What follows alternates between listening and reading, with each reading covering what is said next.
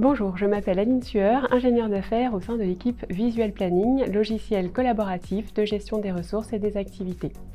Aujourd'hui, je vais vous présenter quelques fonctionnalités de Visual Planning visant à piloter vos ressources et à améliorer la productivité de votre service ou de votre entreprise. Dans cette vidéo, nous allons présenter toutes les étapes classiques de gestion d'un circuit de vente telles que l'accès à la base de données prospects et clients, l'évolution des différents projets en fonction de jalons ainsi que l'objectif de facturation mensuelle, l'accès à tout un panel de tâches commerciales permettant de planifier le travail de l'équipe, le suivi régulier des actions à réaliser sur les différents dossiers, les statistiques d'activité issues de cette planification. Avant de commencer, je tiens à préciser que Visual Planning est un outil entièrement personnalisable en fonction de vos besoins. L'application que nous sommes en train d'ouvrir concerne un exemple de paramétrage pour une gestion de CRM. Le dashboard est un tableau de bord qui constitue un bon support pour avoir une vision rapide et de synthèse de certains éléments gérés dans le planning. Il est constitué de widgets qui peuvent être des raccourcis permettant d'accéder aux différents affichages du planning, les statistiques issues de la planification et représentées sous forme de graphique. Ici, on voit un graphique représentant l'objectif de facturation ainsi que le réel du mois en cours. Nous allons ensuite commencer le processus de planification. Tout d'abord, sachez que les caractéristiques de toutes les données de référence sont toutes paramétrables et peuvent être importées depuis un outil tiers dans Visual Planning via nos fonctionnalités standards d'interfaçage. Le second affichage gestion de projet est l'affichage principal qui servira de support de travail pour l'équipe commerciale. Il est constitué d'une vue ressources tâches située en haut à gauche de l'affichage et précisant les différentes actions à prendre sur les différents dossiers. Chaque statut de tâche est par défaut à faire.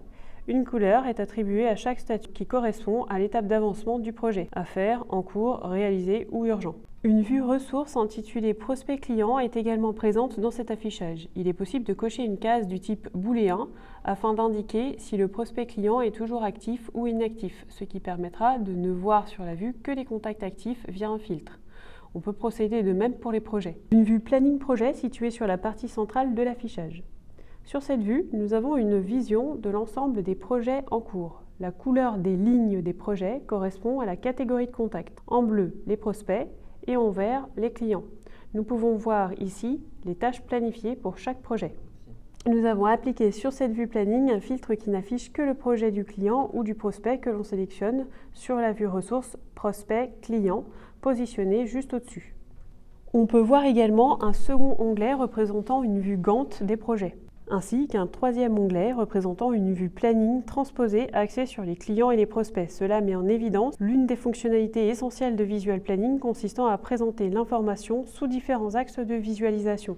Lorsque l'on glisse-dépose une tâche mail sur le planning, il est possible d'envoyer un ou plusieurs mails de relance préalablement paramétrés en tant que modèle aux différents prospects clients. Voici le type de mail que le contact reçoit une fois que l'on aura sélectionné le mail de relance souhaité.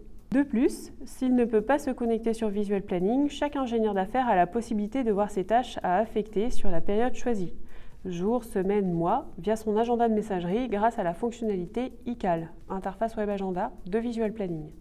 Troisième affichage, mon agenda. La vue agenda hebdomadaire permet d'avoir une visu assez précise de l'ensemble des tâches planifiées sur la semaine en cours.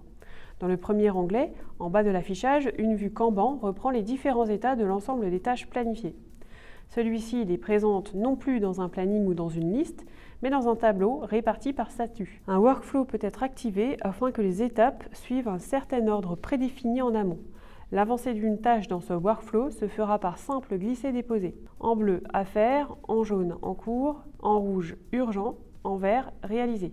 L'onglet Tâches Reminder constitue un rappel des prochaines tâches importantes à réaliser. Ces rappels s'affichent lorsque l'on coche la case Rappel sur l'éditeur spécifique lors de la création d'une tâche. Quatrième affichage, référentiel des prospects clients commandes. Lorsqu'un projet est gagné, il se transforme en commande. Pour ce faire, on crée une commande dans l'affichage référentiel des prospects clients commandes et on renseigne les informations suivantes.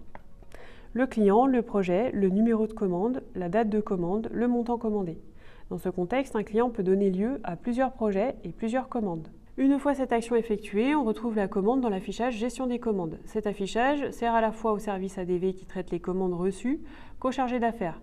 En effet, la colonne Facturé ce mois calcule automatiquement les montants de mes commandes facturées au fur et à mesure des saisies de l'ADV sur le planning. On peut créer autant de colonnes de ce type pour avoir en permanence mes indicateurs clés sous les yeux. Pour résumer, cette vue planning des commandes permet de faire un suivi précis des facturations établies pour chaque projet ainsi que des paiements correspondants reçus ou restant à recevoir. Affichage, gestion des contrats. En un clin d'œil, Visual Planning nous permet de visualiser très facilement les contrats clients en cours de validité.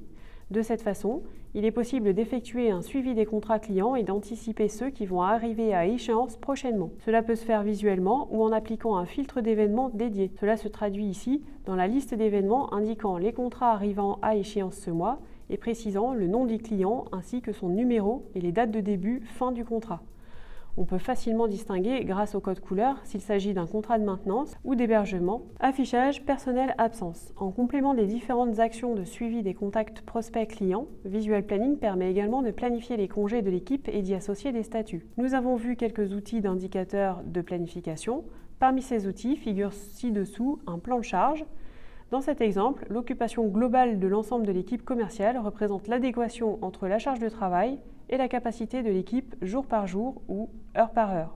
Dernier affichage, rapport et statistiques. Toutes les données planifiées sur Visual Planning peuvent être réexploitées. Pour ce faire, nous pouvons créer des statistiques sous différentes formes, tableaux, graphiques ou courbes, et représentant dans cet exemple le chiffre d'affaires réalisé par chargé d'affaires, le temps passé par tâche et par personne sur le mois en cours ou encore le temps passé par projet en jour. J'espère que vous avez une meilleure compréhension de Visual Planning. Pour plus d'informations, si vous souhaitez une présentation de Visual Planning, rendez-vous sur notre site web www.visual-planning.com.